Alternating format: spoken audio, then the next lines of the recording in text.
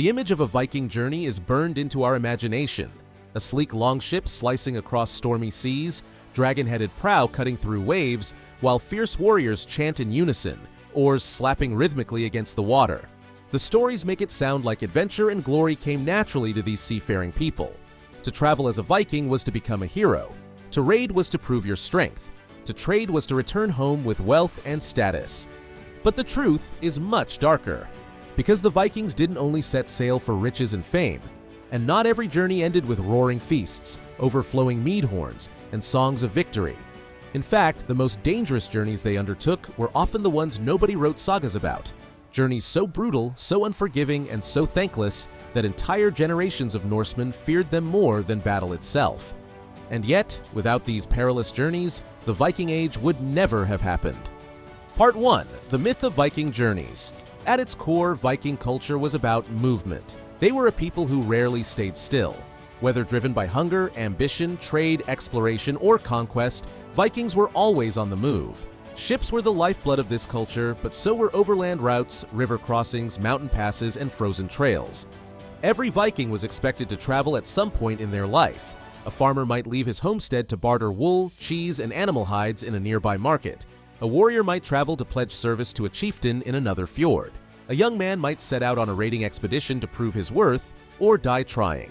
Even the women and children were not exempt, often relocating entire households when alliances shifted or when a settlement had to uproot itself in search of better land. But travel in the Viking world was nothing like what we imagine today. There were no roads stretching reliably across the land, no sturdy bridges over rivers, no warm inns offering beds and food. Instead, Viking journeys were gambles with death. A sudden storm could sink a ship. A broken ankle in the wilderness could mean starvation. A poorly planned route could leave you stranded in waist-deep snow with nothing but a fur cloak. And then there were the enemies, rival clans, wild animals, and the ever-present threat of betrayal. In short, every step away from home was a risk. The glorious raids versus the forgotten journeys. When we think of Vikings, we think of raids. And for good reason, the raids terrified Europe. In 793, the infamous attack on Lindisfarne in Northumbria shocked the Christian world. Villages were burned, monasteries stripped bare, and captives dragged away in chains. These raids became the stuff of legend, and skalds, the poets of the Viking world, sang of them for centuries. But not all Viking journeys were celebrated. The sagas are strangely quiet about the endless, grueling treks across bogs and forests to reach markets or distant allies. They do not glorify the weeks spent hauling heavy ships overland between rivers. They rarely describe the agony of slaves forced to march across hundreds of miles in chains, often dying before they ever saw the market where they would be sold.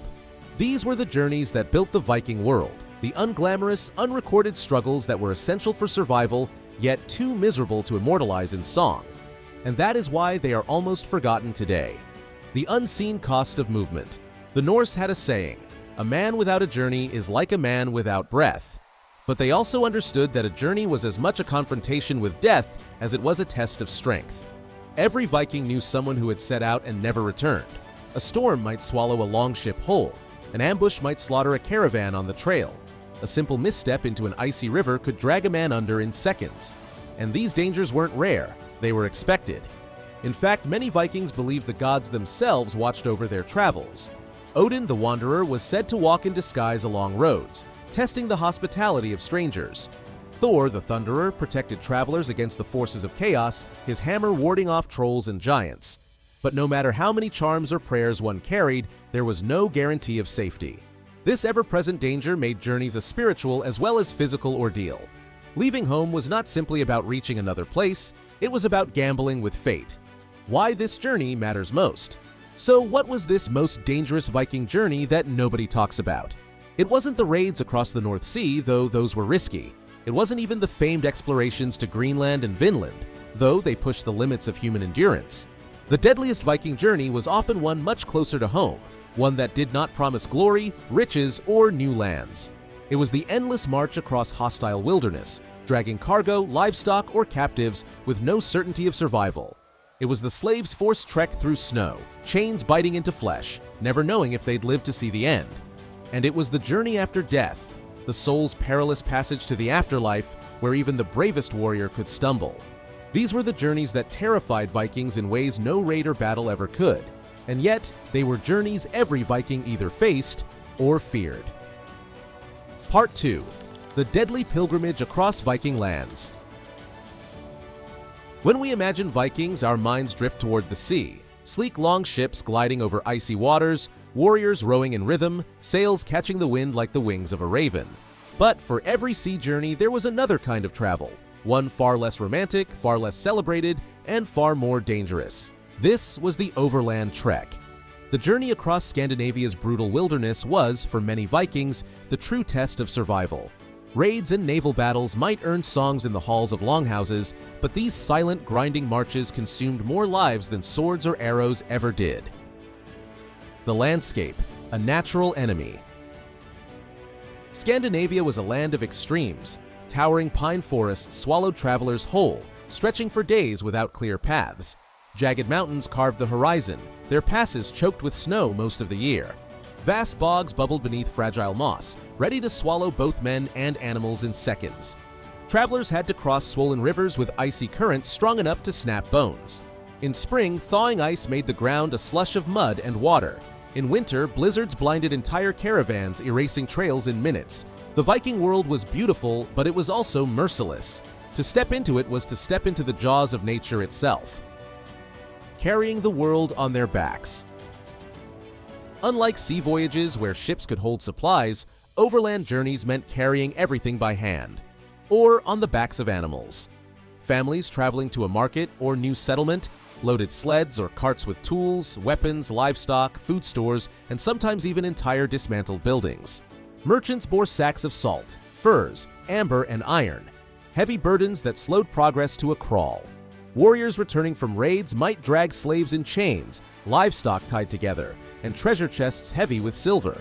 Every extra pound made the journey harder, every delay increasing the risk of starvation or ambush. Even worse, much of Scandinavia lacked usable roads. Narrow footpaths carved by deer and hunters were often the only guides. Carts broke wheels on rocks, horses stumbled in bogs, and when rivers blocked the way, there was only one option: carry everything to the other side. The portage, hauling ships over land. One of the most brutal tasks Vikings endured was portage, the hauling of ships across land to bypass rapids, waterfalls, or stretches of river that were impossible to navigate. Imagine this: a long ship weighing several tons, stripped of its sail and oars, lashed to wooden rollers. Dozens of men strain against ropes, heaving the vessel inch by inch over slippery ground. The wood groans, muscles tear, feet sink into mud. Hours pass, then days, as the ship crawls from one river system to another. This was not a rare ordeal. In their expansion eastward into Russia, Vikings known as the Varangians regularly dragged their ships between rivers, cutting across entire watersheds to reach the Black Sea. The journey from the Baltic to Constantinople, a route famed for riches, was a nightmare of portages. Chronicles speak of men collapsing from exhaustion, horses breaking legs, and raiders ambushing travelers when they were most vulnerable. To die in battle was glorious. To die crushed beneath a rolling ship in the mud? That was a fate the Skalds never sang about. The wolves and the wild. Overland journeys were not just battles against terrain, they were battles against predators. Wolves shadowed travelers at a distance, waiting for weakness. A single broken leg, a horse that collapsed, or a group forced to camp without fire could mean waking to glowing eyes circling the camp.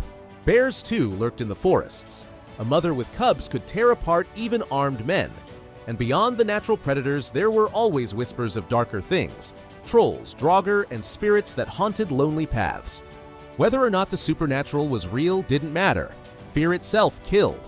Panic led men to scatter in storms, stumble into ravines, or abandon their supplies to flee imagined terrors.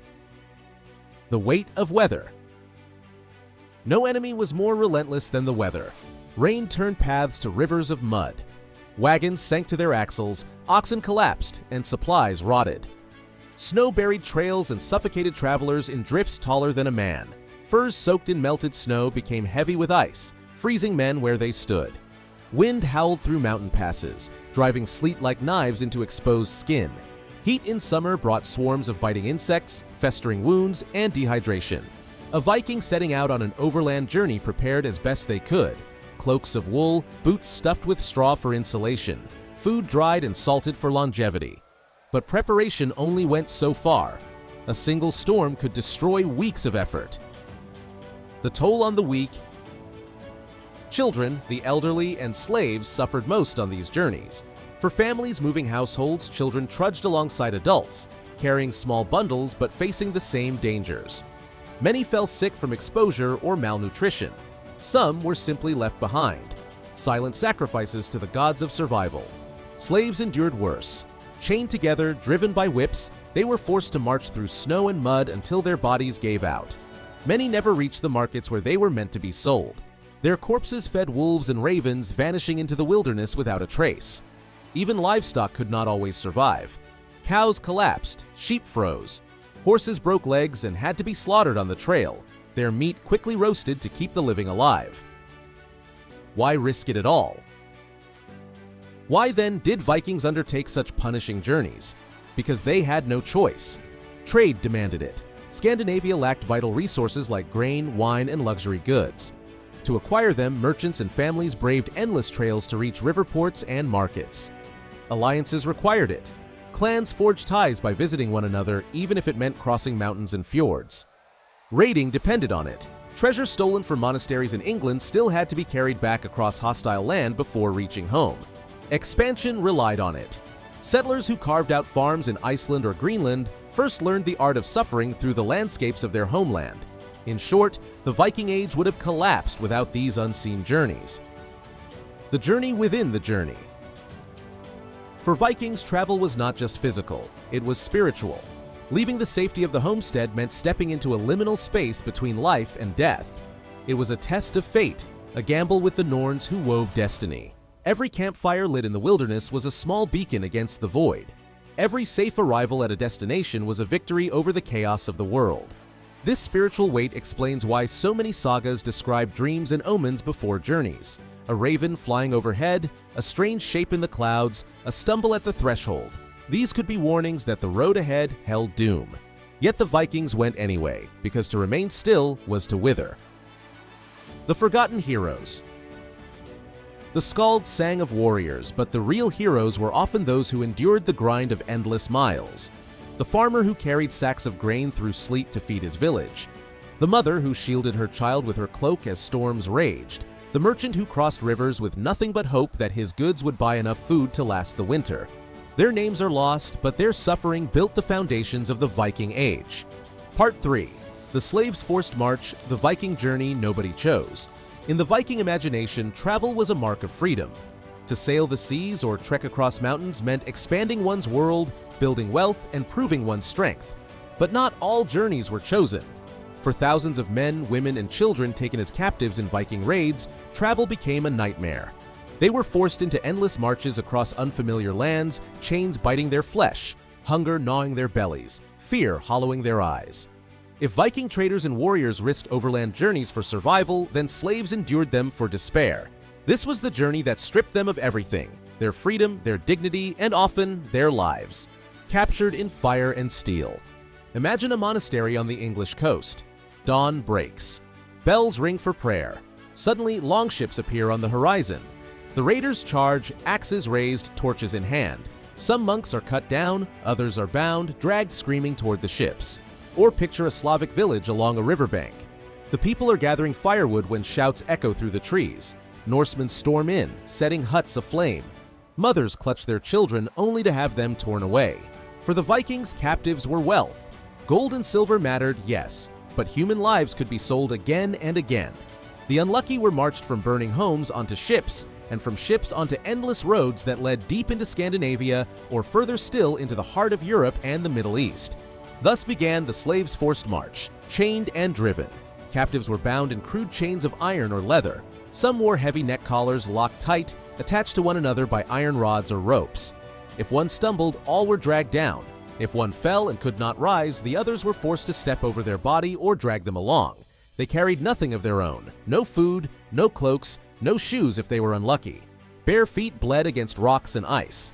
Hunger hollowed their bodies as Viking captors rationed food sparingly, keeping most for themselves. The enslaved marched not as travelers, but as cargo.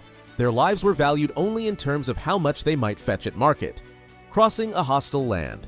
For these captives, Scandinavia was an alien world. The forests were darker, the winters harsher, the mountains higher than anything they had known. In winter, they froze under snow without shelter. Many huddled together at night like animals, their breath steaming in the darkness. In spring, they stumbled through bogs and flooded rivers, their wounds festering in the filth. In summer, swarms of insects tormented them, biting until blood ran from their skin. In autumn, storms battered them, winds howling across fjords as they were ferried from one shore to another. At every stage of the journey, nature itself worked alongside the cruelty of their captors. The price of slowness. To march as a slave was to live in constant terror of being too slow. If a captive collapsed from exhaustion, there was no mercy. Vikings valued speed. A single straggler risked the entire group slowing the march, exposing them to ambush and consuming precious supplies. Some who stumbled were whipped to their feet. Others were beaten unconscious.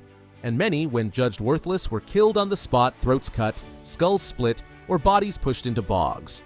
Wolves and ravens feasted well on the trail of the slave marches. The weight of silence. The worst burden of the march was not always physical. It was the silence of memory. Every step took captives further from their homelands, from the voices of family, from the songs of their people, from the graves of their ancestors. Most knew they would never return. The sagas rarely mention the voices of these captives, but their silence echoes in the gaps of history. When merchants wrote of Viking markets teeming with slaves, they rarely described the thousands of miles those human beings had been forced to walk to get there. The slave routes of the Viking world. To understand the scale of this suffering, we must look at the routes themselves. From the British Isles to Scandinavia, captives were taken aboard ships, then marched inland to markets in Denmark and Norway.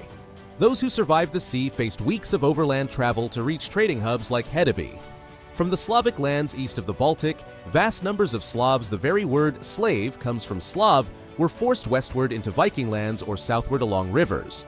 Many were marched from forests into Novgorod or Kiev, and from there to Constantinople or Baghdad. Across Scandinavia itself, some captives were forced to haul goods, even dragged ships over portages. They were beaten into labor as beasts of burden, dying in the same mud where warriors once struggled. These routes were arteries of human misery, carrying thousands each year across brutal distances. The markets at journey's end. The slave marches usually ended in markets. Places like Hedeby in Denmark, Kaupang in Norway, or Birka in Sweden thrived on human trade. Foreign merchants arrived eager to buy laborers, concubines, or soldiers for hire. A young woman might be sold into a wealthy household destined for drudgery or worse. A strong man might be bought to row galleys in Byzantium. A child might be sold to desert traders in the Abbasid Caliphate, vanishing forever into the sands. For the captives, survival of the march was not freedom. It was simply the beginning of another life of bondage. The ghosts of the march. Archaeology has uncovered traces of this hidden suffering. Graves filled with shackled skeletons, neck collars of iron rusted with time, burial sites where dozens of bodies lie in mass pits, likely captives slaughtered when they became too weak to sell. These finds confirm what the sagas omit, that behind every celebrated raid there were forgotten columns of enslaved people trudging across wilderness, leaving only bones and whispers behind. Part 4. The Expedition into the Unknown. When Vikings sailed past the edge of the world. For the Vikings, travel was more than movement. It was an act of defiance against the limits of the world. They did not only sail to known ports or march to familiar markets. They pushed past the edge of maps into seas and lands where no one could guarantee survival. These journeys to Greenland, Vinland, and even rumored Arctic realms were perhaps the most dangerous of all. They weren't slave marches, nor were they ordinary trade routes. They were leaps into the abyss, expeditions into the unknown where death lurked in every wave, and where failure meant not just defeat, but vanishing without a trace. The fear of the edge. In early medieval Europe, many believed the sea had an edge. Sail too far west and your ship might tumble off into eternal darkness. The Vikings did not share this exact fear, but they knew the dangers were real. Sailors whispered of monstrous sea serpents, whales large enough to swallow ships, and islands that vanished when approached mirages born from mist. Beyond Iceland lay seas choked with ice, winds that cut like blades, and nights that lasted for months. To venture into those waters was to risk not just storms, but the unknown itself. Greenland, the ice-covered grave. The settlement of Greenland was perhaps the boldest gamble of the Viking Age. When Eric the Red was exiled from Iceland for manslaughter, he sailed westward in search of a new home. What he found was a land buried under glaciers, fringed with fjords where only narrow strips of green supported life. To sell his colonization scheme, he named it Greenland. A clever lie. The journey there was treacherous. The voyage from Iceland to Greenland spanned over 1,500 kilometers of frigid, storm-ridden sea. Ships battled fog so thick they lost sight of their own oars. Icebergs loomed like mountains out of nowhere, capable of ripping hulls to splinters. Those who survived the crossing faced an even crueler reality. Greenland was a death trap. Winters were long and brutal, with temperatures plummeting far below freezing. Farming was possible, but fragile a bad harvest meant famine. Isolation was total. Once the sea froze, no rescue or trade could reach them, and yet families uprooted their lives to make the crossing. Many never arrived. Others starved within a generation. Greenland was not just a settlement, it was a gamble against nature itself. The Arctic frontier. Even Greenland was not the limit. Viking explorers pushed further north, where the seas turned to slush and the land was blanketed in perpetual snow. They hunted walrus for ivory, prized across Europe, and sought furs from polar foxes.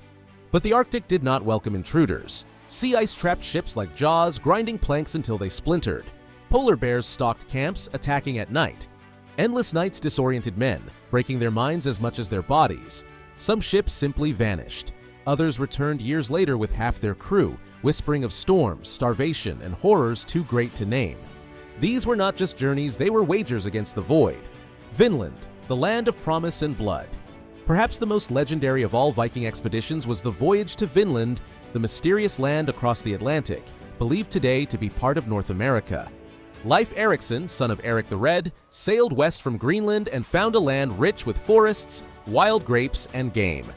To the starving settlers of Greenland, it seemed like paradise. But paradise came at a price. The voyage itself was one of the longest Viking journeys ever attempted over open seas, guided only by stars, birds, and instinct. A single navigational error could doom the entire crew, carrying them into endless ocean with no hope of return. Those who landed in Vinland faced new dangers. They encountered indigenous peoples, the Skrælings, who did not welcome these pale strangers on their shores. Tensions escalated into violence. Viking sagas tell of bloody battles, ambushes, and raids, with the Norse ultimately outnumbered and driven out. Vinland became a land of promise never fully realized, its dangers outweighing its riches. The Vikings never settled it permanently. The terror of the unknown. What made these expeditions uniquely dangerous was not just the physical risk, it was the psychological strain of the unknown. When a ship set sail into waters no one had charted, every creak of timber could feel like a death knell. Every fog bank could hide rocks. Every bird could be a sign of land or a cruel trick. Imagine standing on the deck, weeks from any shore with supplies dwindling. The sea stretches endless in all directions. Your comrades whisper of curses, monsters, and angry gods. And you realize no one alive knows what lies ahead. For many, the unknown was more terrifying than swords or axes. At least in battle, you faced an enemy you could see. Out here, the enemy was invisible, the sea itself. Legends of the far west. Some sagas whisper of lands even beyond Vinland, places where the sun set late, or not at all. Islands where giants dwelled, or where mountains of ice stretched into the heavens. Were these tales real? Archaeologists have found Norse artifacts in far-off places, from Newfoundland to Arctic Canada, suggesting the Vikings pushed further than we once thought. The Vikings knew better than anyone that every journey carried risk. Across seas, across strange lands, and even into death itself, danger was constant, survival uncertain. Yet, they embraced it. Because to them, life wasn't about avoiding peril. It was about facing it with courage, honor, and the will to keep moving forward. And that's why, 1,000 years later, their journeys, both earthly and eternal, are still remembered.